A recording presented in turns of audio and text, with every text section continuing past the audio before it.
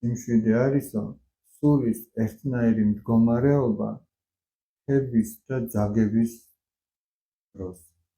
შიგნით შემძნობს, რომ არაფერი არ შეიძლება. არც მაშინ, როცა გაძაგებენ, განწყობენ. და ეგ არის სიმშვიდე.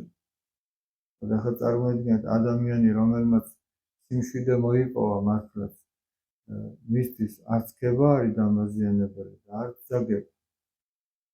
როგორც აი ერთმა დიდმა წმინდა მამამ უთხრა თავის მოწაფეს, რომელიც ეკითხებოდა, რომ აი რა გავაკეთო, რომ ცხონდეო. მან უთხრა, წადიო სასაფლაოზე და მიცვალებულებიო.